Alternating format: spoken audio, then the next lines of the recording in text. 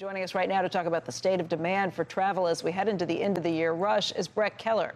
He's the CEO of Priceline. And Brett, I know this is like the busiest time of the year for you with everything we just had. A lot of people still going back probably today.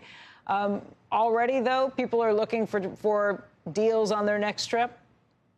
Yeah, absolutely. It was a very busy weekend. If you look at travel data, from the TSA checkpoints, we saw that demand on average for airline tickets, and for traffic flow through the airports was up 10% year on year, almost every day for the last 10 days. So very healthy through Thanksgiving.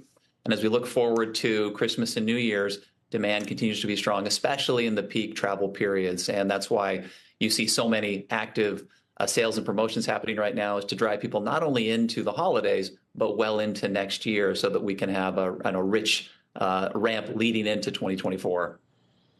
Tomorrow is Travel Tuesday. I've never even heard of that before. What is it?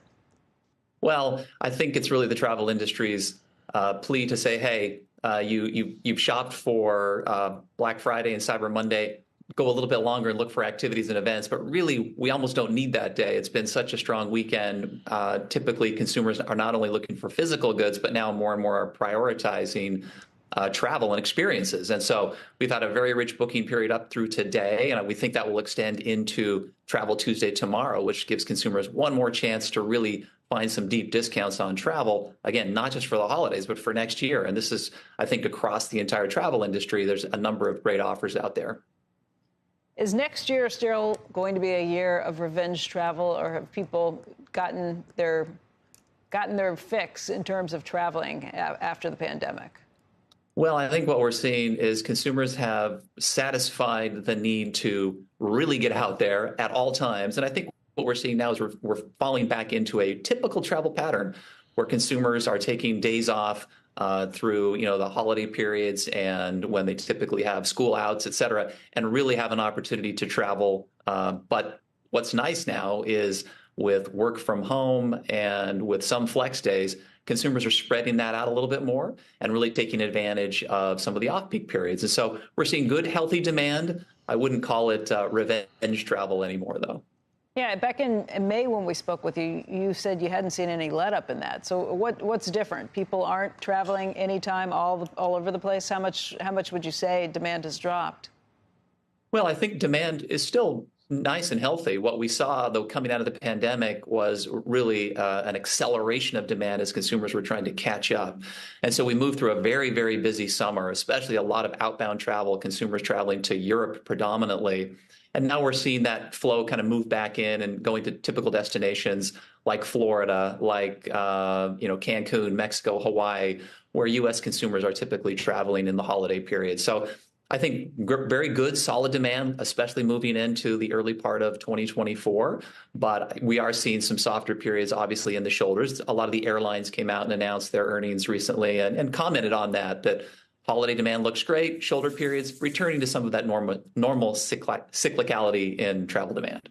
Is there a reluctance, or are U.S. consumers less likely to want to travel overseas right now, maybe because of geopolitical events? Anytime we see a major event take place, there is a little bit of a holdup in demand for a couple of days, but really that returns and bounces back pretty quickly. So there's still very healthy demand for consumers traveling to Europe and to Asia. And so those markets remain very healthy. So worldwide, across Booking Holdings and our portfolio of brands, including Booking.com, travel demand remains healthy and strong. Priceline has an AI platform. It's called Penny. What does Penny do? Well, Penny is a chatbot. And as a chatbot, what Penny does is as you move through our booking flow and experience, Penny can answer any of the complicated questions that come up as you move through travel. So, for example, you're at the point of booking. You want to know if you can apply a coupon to your reservation. You can ask Penny, hey, do I have any available coupons? Penny will come back, tell you what the coupon is, and actually apply it for you right to the booking. You can ask questions about payment mechanisms. You can ask questions about pet policies or cancellation policies.